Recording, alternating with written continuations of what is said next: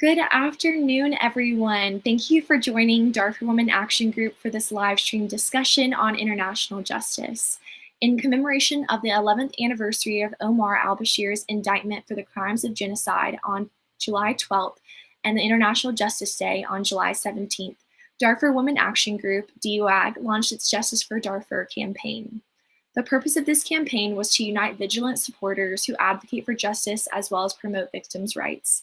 We believe that when we act together, we can shine a light on one of the darkest places in the world to ensure justice for Darfur. Thank you to all the supporters who have engaged in the campaign this week. Please continue to speak up and help prevent those that put the peace, security, and well-being of the world at risk.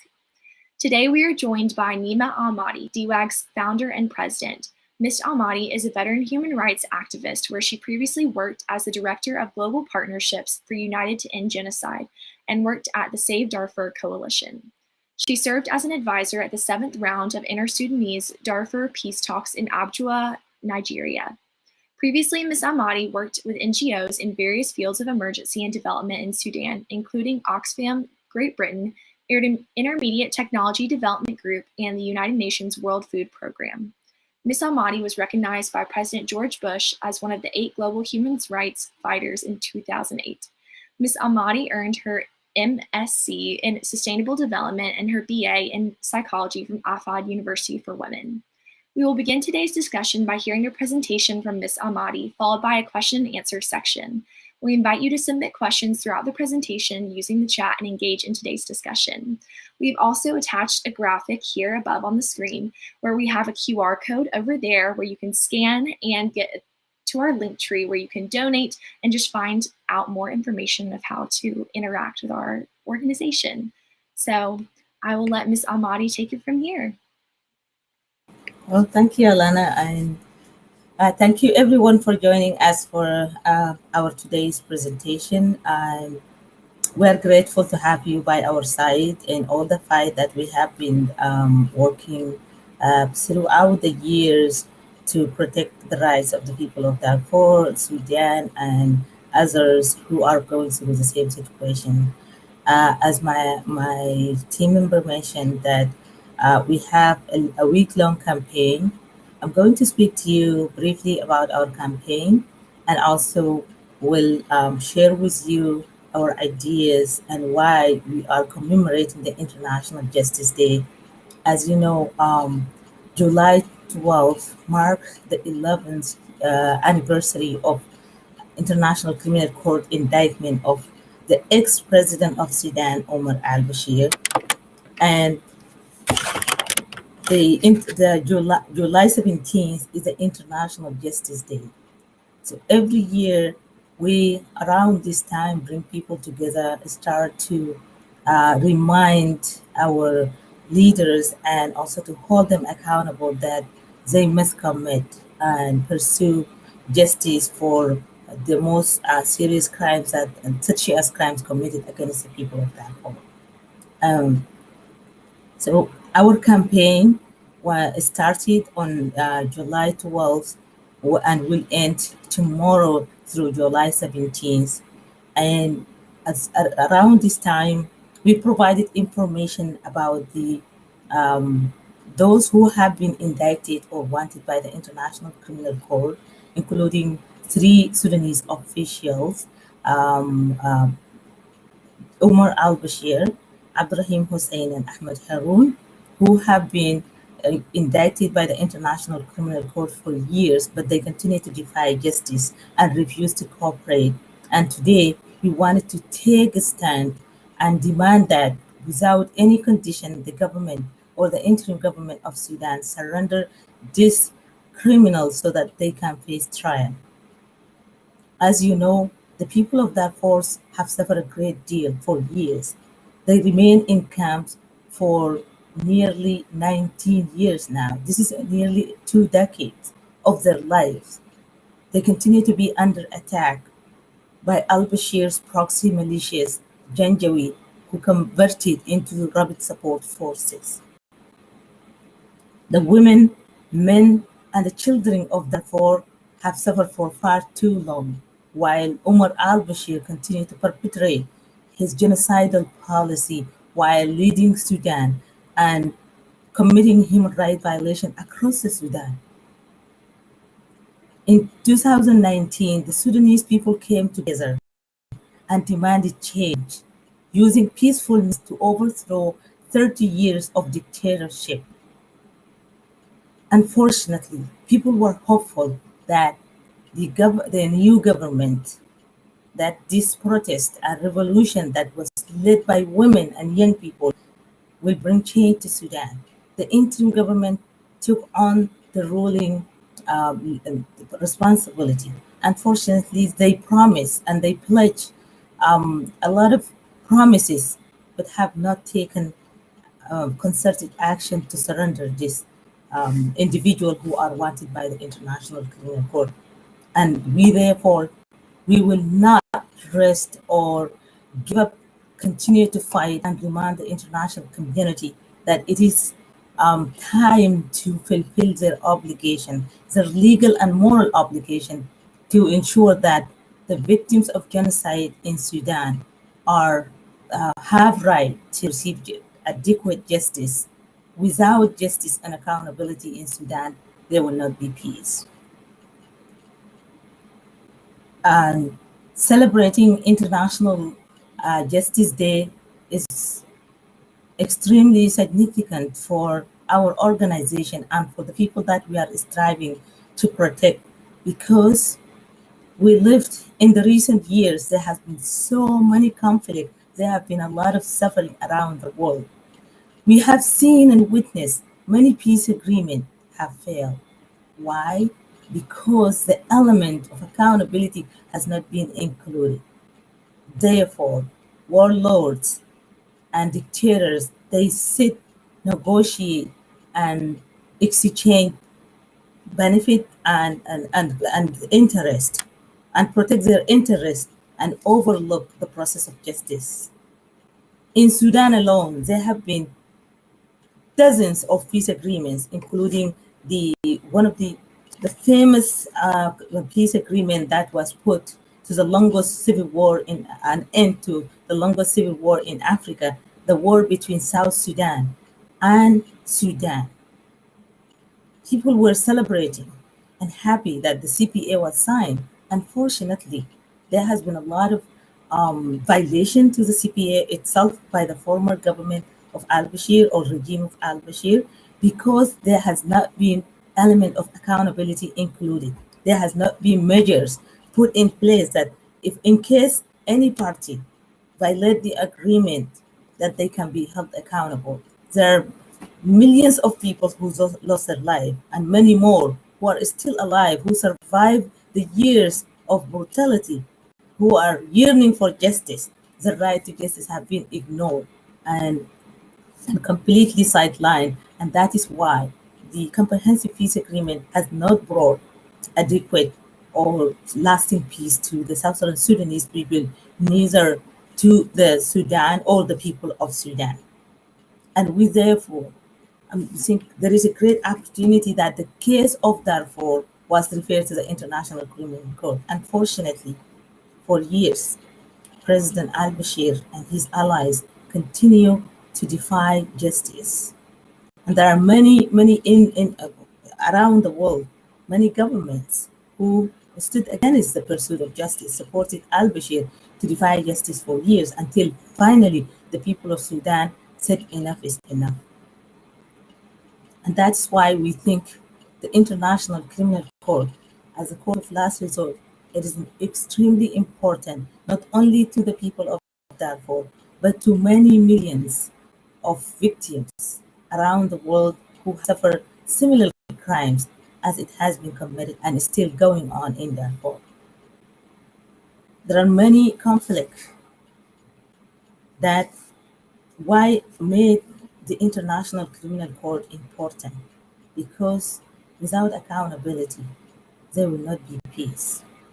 There are situations such as the attack committed by the government of Sudan and the notorious Janjaweed militias who are still roaming around in their full capacity.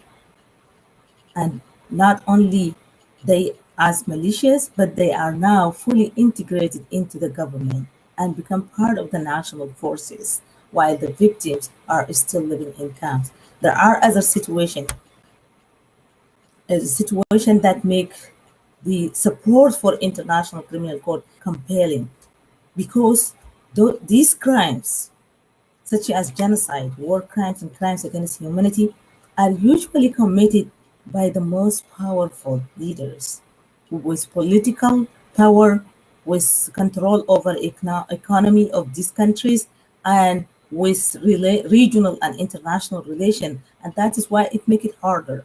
It's also important that we have an institution like the International Criminal Court. In most of these situations, the national judicial system is not independent, incapable, incompetent to pursue justice for the people who are suffering. And it is in our case today in Darfur and Sudan. Now it is almost 3 years into the interim government. There is no constitutional court have been appointed, designated. There is no accountability for past or present crimes.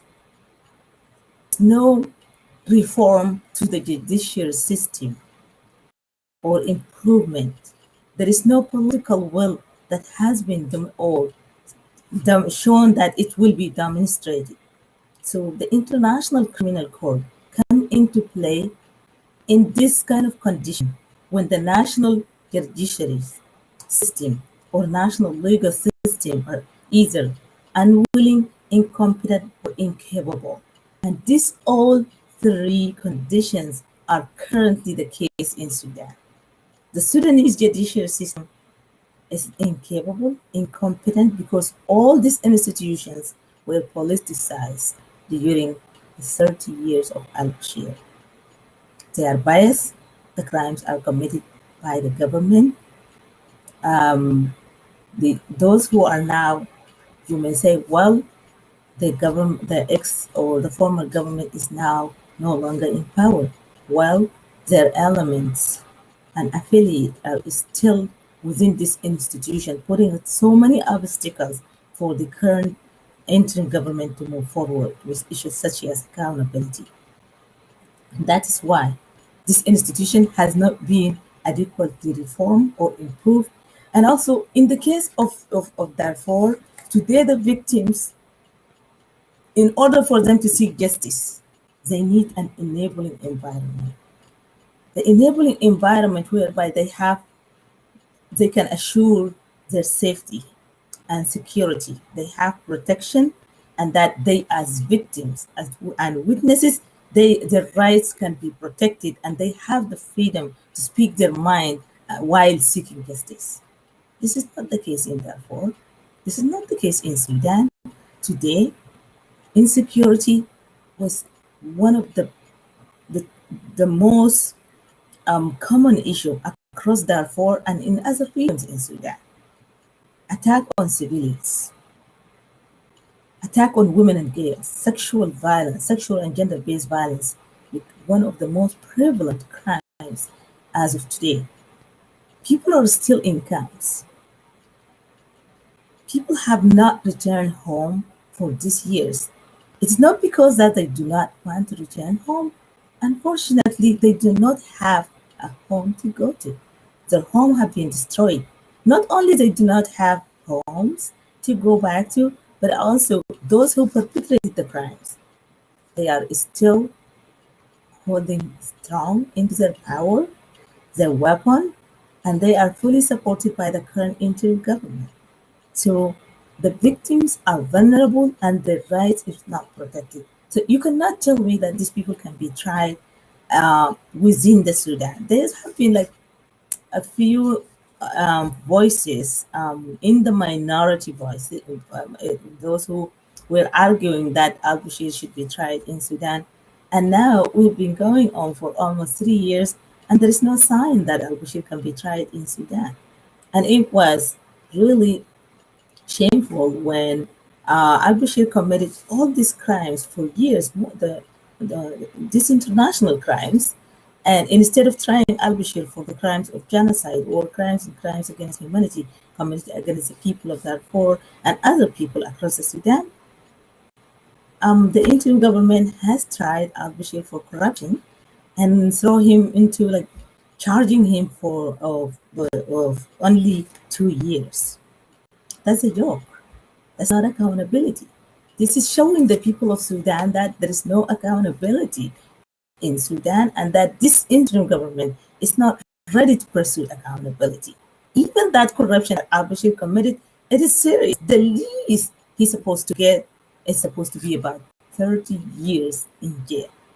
Unfortunately, he was charged only for 2 years. Of the crime he committed, in addition to genocide, war crimes, and crimes against humanity, he put through the people of Sudan when committing this corruption, put the people of Sudan through hunger, through diseases, through poverty, through insecurity, through violation of human rights, and all of that were overlooked. He only got 2 years in jail. I think most people of Sudan and myself believe that 2 years of charges, it was just an attempt to cover up for al-Bashir and to provide him protection, because if he is not put in jail, so the other option, he will have to surrender or have to be transferred or be arrested and sent to the Hague to face trial. Unfortunately, that 2 years does not prevent or protect criminal from going and facing trial in The Hague. And that's why I think it is very important that we take this opportunity on the International Justice Day to commemorate this day because of its significance. They commemorate it because of its importance, not to us as individual activists, advocates, and experts speaking on this issue, but because of its importance to many million victims who are still eager and eyeing for justice. The International Justice Day was it's important and it is celebrated because this is the day in which the International Criminal Court and the Rome Statute was enacted. It was on July 17th of 1997, and the court went into effect in on July 17, 2000, 2002. And therefore, the member state of the International Criminal Court, the court individuals who are working in the court, and the international organizations and regional organizations working on international justice and international criminal justice come together to mark this day because of its importance, because of its significance to the work that we do. And this institution proved to be extremely important because even though it's a young institution, only 20 years in its existence if you compare it to the United Nations. But you look at how much progress the court has achieved. Trying warlords, trying criminals who are political leaders who abuse their power to oppress their own citizens, such as al-Bashir, but many others. So there are many cases of trial have been pursued, and so several individuals have been charged because of this court's neutrality. The International Criminal Court is an independent court. Of course, it's created by the decision from the United Nations, but it has, as of today, 123 states from across the world, from Europe, South and Latin America, from Asia, Africa, and the Middle East. Probably Middle Eastern are the least countries who have joined the court, but people are steadily and gradually realizing the importance of the International Criminal Court. And from this position today, I call on citizens in those countries to continue to advocate and speak up to compel their government to join the court, because the International Criminal Court is not just pursue criminal, but provide protection and dignity for both the victims and the victims and the defendant. So it is extremely important that we have a place to go when the national proceeding and the national judiciary is incapable, unwilling, and do not have a lot of will to pursue accountability. We need to have a place to go. And now that the International Criminal Court provided us that opportunity, and that's why it is important for us to celebrate this day, to commemorate the establishment of this very institution that have proved to be very important. And every now and then you see new countries joining the court and ratifying the Rome Statute. And that is why it is extremely important that we come together not only to celebrate, but to look back and see how much we have achieved and what we need to do. I know that the court is a really young institution, and there are so many challenges facing the IC. For example, in the case of Darfur, it's proved that the court has no police to pursue criminals. Al-Bashir, while he was in power, continued to travel across the globe, not to countries, but it also shows that to some countries, including some state the ICC. But it proved that there is accountability. In the case of South Africa, when al-Bashir went to South Africa, he was forced to escape from South Africa, even though the former South African president was accomplice in aiding al-Bashir to escape, but he was forced to escape. So that was a clear signal and a clear indicator that the court works. He went to Nigeria when the Nigerian civil society filed a case against him and demanded that he would be arrested. He got the news from his security and immediately was forced to flee before the forum was even started. He could not go to Kenya, which is next door.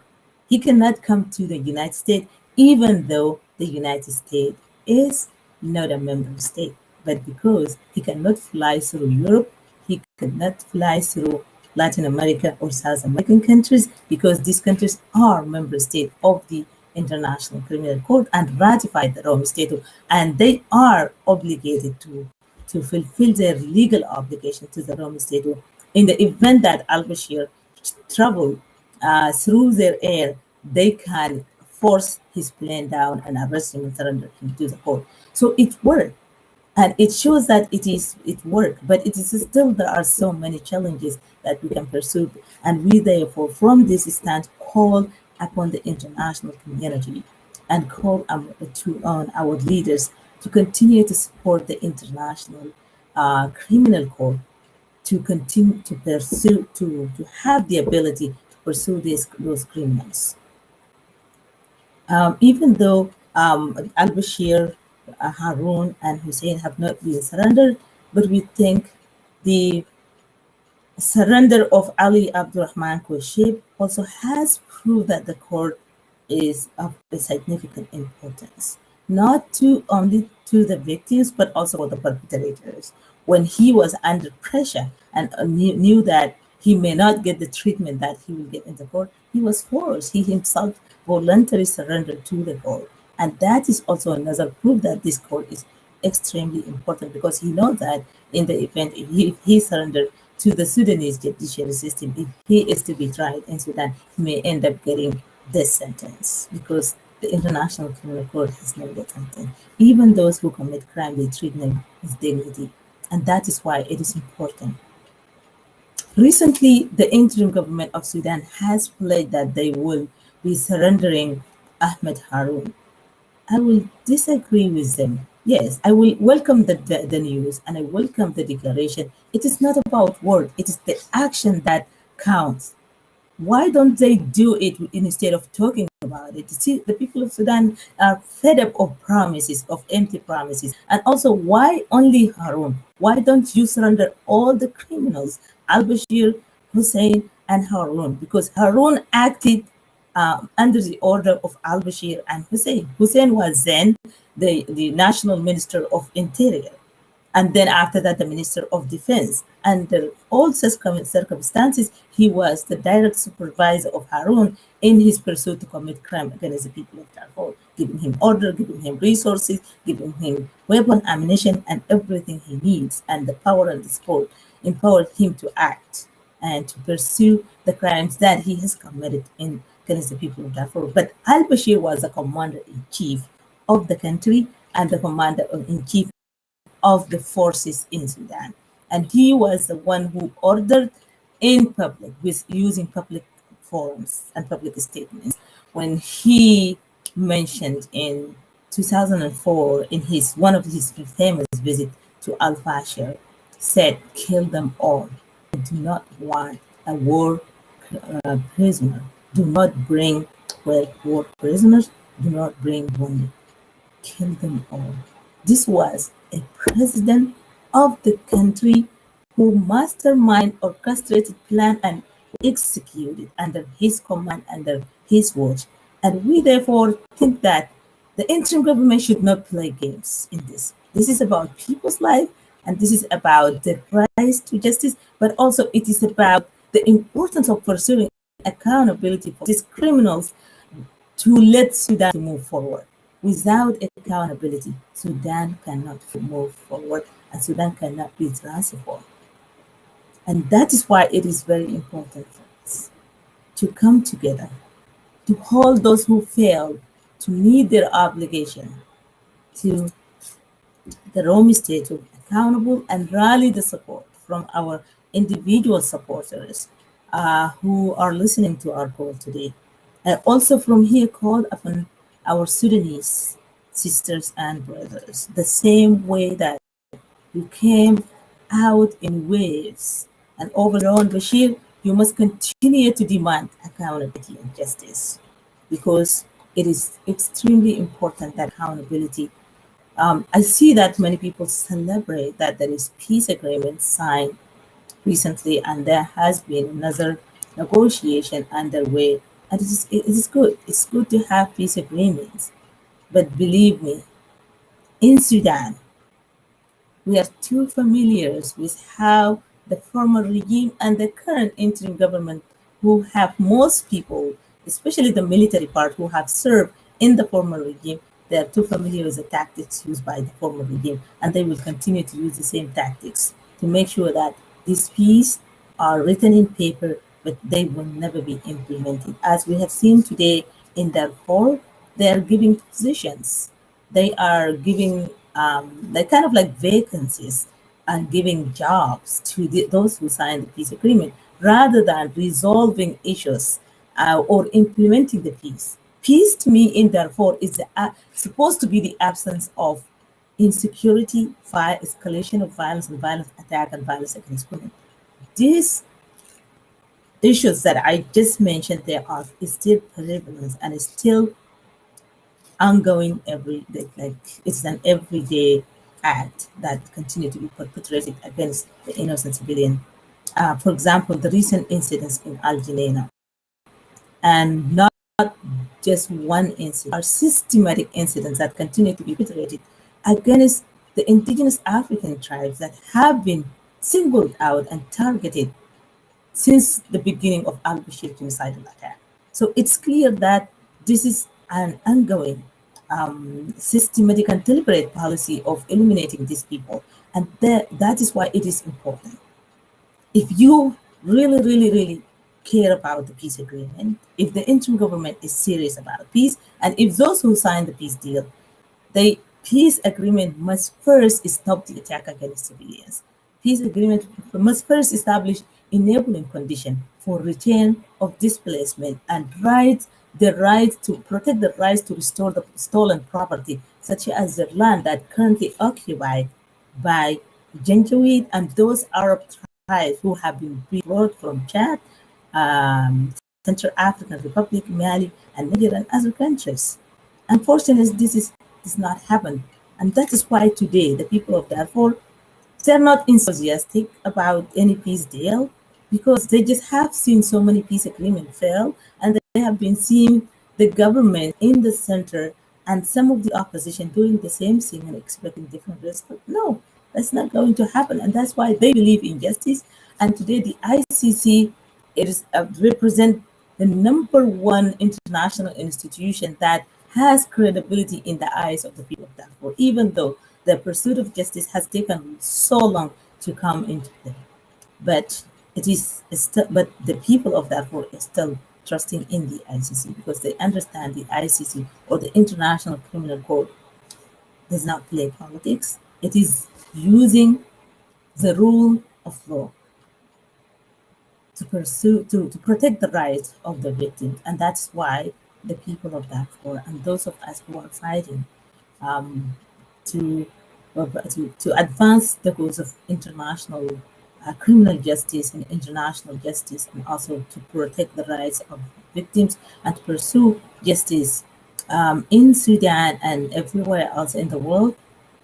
We recognize the importance of the ICC and we call upon every single one of you to support the ICC and support the international demand that their country, especially the member state, to provide adequate support to the court to continue because this is an important institution and now it has proved that it is an important institution, including many powerful countries around the world realize that this institution is important. And I hope that many countries will ratify the ICC. But also, I believe it is important for the people of Sudan, not just the people of Darfur, not the people of South Kordofan and the Blue Nile. The inter-Sudanese people must mobilize behind the ICC, must support the right of Darfur to receive adequate justice because if you demand justice for those who killed around the recent protests, you cannot pursue justice for them without pursuing justice for the most serious crimes such as genocide committed against the people of Darfur, the systematic rape and the systematic use of starvation as a weapon of killing.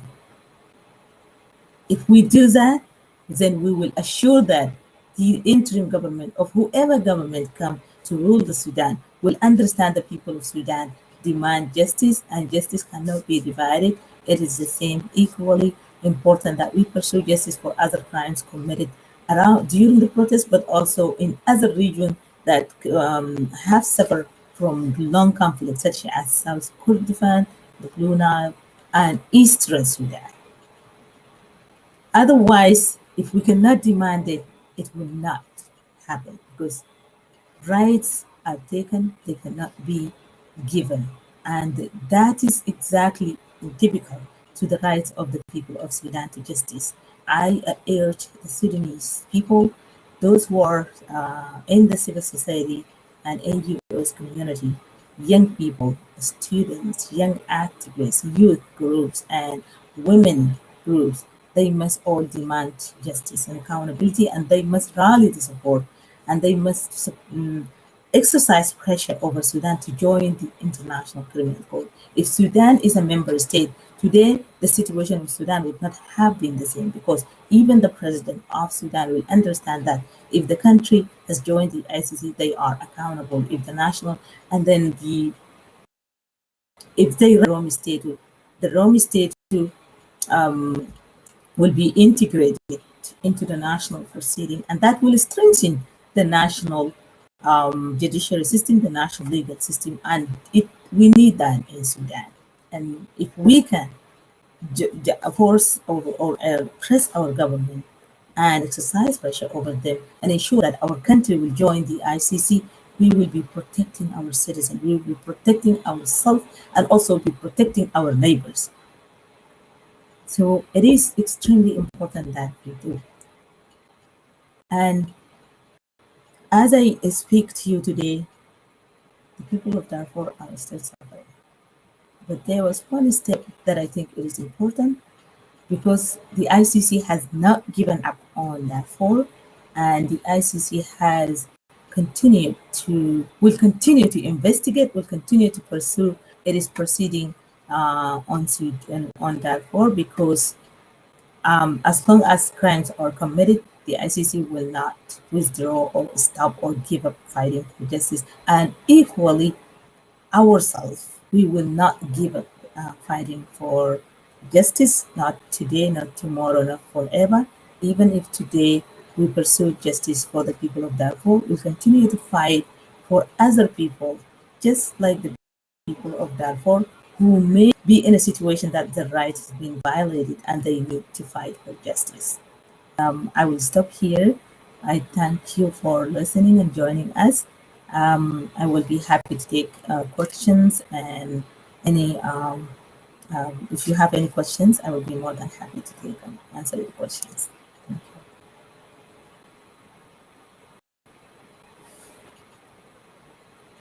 Thank you again, Ms. Amati, for delivering that insightful presentation for all of us on what international justice looks like in Darfur. We actually do have one question.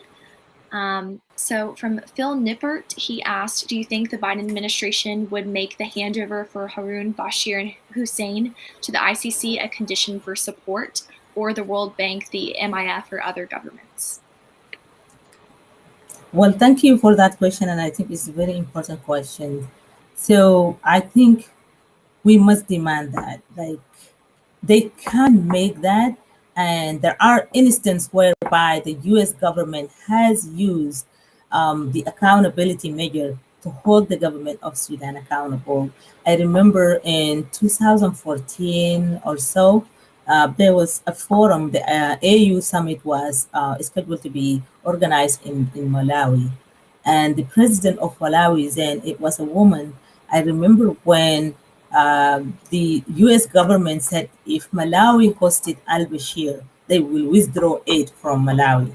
Immediately, the Malawian president authorized that al Bashir's invitation will be resent, and they resented the invitation. And that shows that the US has the ability to use this good cause of accountability to hold the Sudan government accountable. Say, well, people may say, oh, the US is not a member state of the International Criminal Court, and then they are not obligated to support whatever has anything to do with the court. Well, I wanted to remind everyone, and this is also a reminder to the US government, the Biden administration, the case of Darfur is the referral. It was unanimously in 2005 when all attempts for achieving peace in Darfur or to Darfur has failed because of the reluctance of the government of Sudan. Then the member state of the UN Security Council, including the US, Russia, China, France, UK, they came together and unanimously agreed to refer the case of Darfur to the ICC. And since then, the ICC has took on the responsibility of investigating and found out that there has been crimes of genocide, war crimes, and crimes against humanity committed against the people of Darfur. So under these circumstances, being having a permanent seat in the UN Security Council, the US under this condition, because of the case of Darfur, is very unique because of the referral case. The US is obligated to pursue all the Security Council resolution, and the case of Darfur was referred under the Security Council 1595.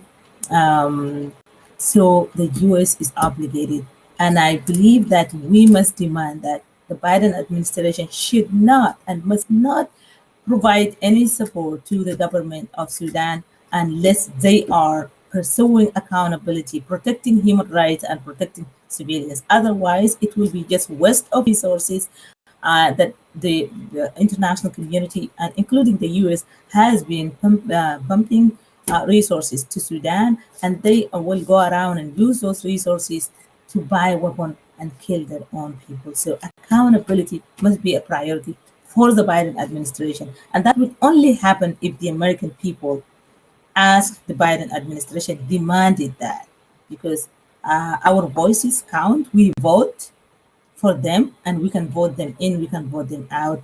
So therefore, we must demand that they do what we see it is just and right for our government to do. Thank you. Thank you for answering that question. Our second question from our supporters was, what does international justice look like to you? Well, international justice look like to me is that international community must have the responsibility to pursue justice at home and internationally, wherever there is injustices are happening. And that means protecting your citizen and also protecting other vulnerable citizens who may not have ability to seek justice within their national jurisdictions. And it's only can be realized when we all accept individual and institutional responsibility. And I do believe international institution has failed their citizen in the last several years because they tend to play politics and politics of interest rather than and working for the interest of everyone. Today, the world has become a small village, and we therefore will be impacted. Injustice, as said by Dr. Martin Luther King Jr., injustice anywhere will affect affect justice everywhere. Sorry, I kind of like miss but within the context of that, we should not tolerate injustice. If we cannot tolerate it in our home, we should not tolerate it in our neighbor's home or in our country or in other countries. And that we are all responsible for one another. We have joined institutions such as United Nations, the World Bank, the IMF, the there's so many like economic, social, and political institutions that we share, and we do share interests, and we also have to share responsibility. And I do believe that international leaders within the national level share international responsibility. And one of the things that has been hindering the effort for pursuing international justice, the so-called national security. Sometimes some countries favor protecting their national security and leaving other people's security, or trading in kind of like relationship or trading immunity within the context of so-called protecting the national security. And I think that is wrong, because if you believe your national security is connected to the global security, if global security is not stable and not fulfilled, the national security will be weakened. And that we therefore we have to understand that our national security must also serve our effort to pursue global security. Wonderful. Thank you so much. A next question from one of our supporters is, how can young people engage in fighting for international justice? Well, I think this is a very good question. I think young people have a lot of a great opportunity to influence change, because these are not just young people, but they are future leaders. They must educate themselves about the issues. They must educate themselves about why the international justice is important, and they must use their power to speak up. Today, social media, the technology, everything become very handy, especially for young people, and they are so talented and capable of influencing. So if they can use that power, I do think they can change. And maybe 10 years from now, 20 years, we will not sit by and talk about international crimes. And if we can really, really give the young people opportunity, but I also think we should, those of us who are advocating and institutions, including government, must pay attention and dedicate a special support for young people so that they can be part of the dynamic for change. Definitely. Thank you for all of those words of advice. And speaking of individuals becoming our next world leaders, what inspired you to fight for global justice?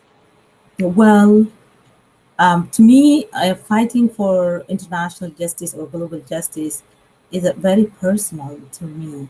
And part of my belief, like first, I started being an activist before even the crisis in Darfur was started. And that has prepared me when I was very young. And I was a student activist when I was in middle school. And I saw that if you can make a move, if you can speak up, you can change things.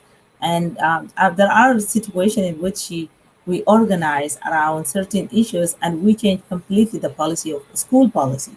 And some at that moment, I don't know even that you can call it a school policy, but we just like asked for something that we saw it was wrong, and it has been changed immediately and created like a vision for a different kind of like um, issues that and policies that we need to see take place and implemented within the schools. And since then, so I have been very observant, and I have seen so many injustices, including like especially when it comes to women. And traditionally, they assume in my society that a woman should not go to court. Like you have to go to the traditional like mechanism for seeking like restitution or any or resolution to any issue. And if you go, that means that there is this perception that people who go to court are mostly people who are associated with crimes. They don't think like it is just cause that you are seeking to protect your right, you can go to court. And because of that, my understanding was like, no, it is important that we educate people. So I started educating myself for like my legal rights, women's legal rights, and the right to seek justice. And then when the situation in Darfur or the genocide in Darfur started, I become even more determined and motivated that because I know when genocide happening, we cannot resolve it sustainable without accountability. And because to me accountability it's very very important, not just to punish the perpetrator but to replace the role the rule of force with the rule of law, because all this situation they use the force against innocent, helpless, vulnerable civilians. But what if we can have rule of law everywhere under every single tree in a village? What our society look like? I always think like that, sit by and think like that and see. And I think this is something that we need to educate every single person to understand that instead of people fighting each other, we must find another way that people peacefully pursue or resolve their conflict, whether between individual, whether between nations, or between communities, or between tribes, or between political parties, instead of fighting each other or carry gun to fight. And this is very important to me personally because I want to see in Sudan there has been injustices everywhere in Sudan. There has been crisis and conflict. And in all of this, the government in the center have shown people that the only way to fight for your right is to carry a gun and establish opposition. And I wanted to see this being replaced by showing the people of Sudan that there is a place for them to go. There's an independent, capable, competent judicial system whereby if people have disagreement, if someone's rights being violated, they know where they can go, where they both the criminal and the victim can be treated with dignity, and that they will be given like their rights through this institution rather than fighting it. Thank you again for those words of advice and words of wisdom. Do you have any last thoughts or advice that you would like to tell our supporters of action items they can continue to do to pursue justice for Darfur? Well, thank you. I think for me, in conclusion, is that we must continue to fight for justice for Darfur. I also would like to remind our supporters that right now the international community have this impression that Sudan has a new government and that Sudan have a democratic government. We do not. Sudan does not have a democratic government. We have an interim government that it's a hybrid between military and civilian leaders. They came as the result following the overthrow of al-Bashir by the demonstration and the negotiation and the constitutional declaration that has brought this current government. And part of the government, the military wing, is very lenient toward al Bashir policy. And that's why it needs to understand that the international community must condition its support for Sudan with accountability for past and present crimes, for financial accountability, not only criminal accountability, but also financial accountability. Those who use the resources to enrich themselves as individuals, especially the military wing, to ignite fight and conflict and crisis in the Sudan, and also for advancement of human rights, and particularly when I say particularly women's rights. I think there is a huge women movement in Sudan. Unfortunately, they constantly have been excluded because this was intention, because they realized the power that women have.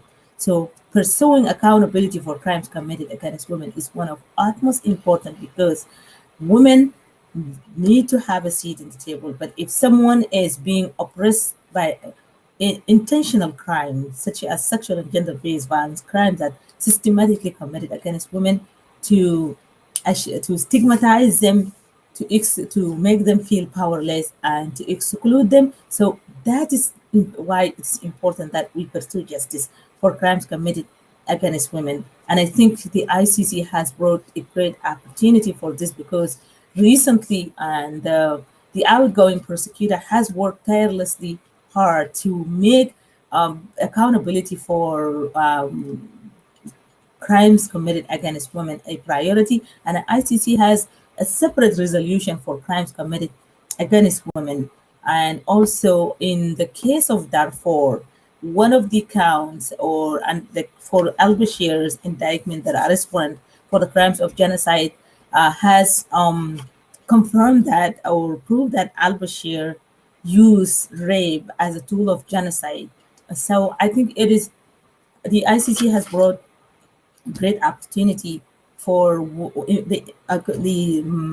pursuing justice for women, but also for empowering women through justice mechanism, and that is a gain for us. And I therefore urge our supporters to continue to fight for that, and to Sudanese women to understand that they must understand their legal rights, strive to educate their society themselves, to empower themselves with knowledge, and knowledge about accountability and the right to justice and the protection of their right. If we can pursue justice, then we can be able to protect our rights and every individual rights. And that's why it is important for our supporters. Whether you are international, you must continue to speak to your government, to your members of parliament. If you are in the United States, speak to your representative, members of Congress, speak to Biden's administration, educate the average American, educate the citizen, educate the activists, educate the young people, including high school students, college students, and grad students, to understand how it is important that we support accountability. And also, please do educate people about what is still going on in Darfur, and stand up and speak up for the people of Darfur. And finally, please also share and let people know more and more about the ICC. You can learn about the Rome Statute from the website of the ICC, and also the Coalition for the ICC has a lot of document and information to learn about how you can support the ICC. Supporting the ICC, you don't need the permission from your government, because as an individual, you are free to do what is right at any time. And we therefore educate yourself more, and those reach out to those students who, law school students, law school clinics, to utilize those tools to educate more people, to generate and rally support for the International Criminal Court, because we do need this institution until every single national government create an adequate judicial system that can pursue justice for their citizens. We will still need the International Criminal Court to grow and become stronger. And it's also, there are like fight between nations. Sometimes when there is a fight between nations, you cannot go seek justice within the nations themselves. You have to have a neutral body whereby you can. And so, therefore, the ICC is also extremely important, and we must continue to support it to ensure that we are protected as individuals, and also those who are vulnerable, who have no one standing for them, that there is a court that can stand up for their rights to justice. Thank you, everyone, for listening to us. And I look forward to continue to work with you until the last person who have been oppressed or victimized can be protected and enjoy the rights and life with dignity. Thank you. Thank you, Ms. Amati, for engaging in this conversation today about international justice and sharing insight on how our supporters can join the fight. On behalf of DWAG, we want to thank you all who have joined us for this conversation. Thank you again for supporting DWAG, and you can continue to support Darfur Women Action Group by donating your time, money, or efforts towards fighting genocide. Thank you all again, and I hope you have a wonderful rest of your day. And thank you, Alana, for putting this together. Thank you.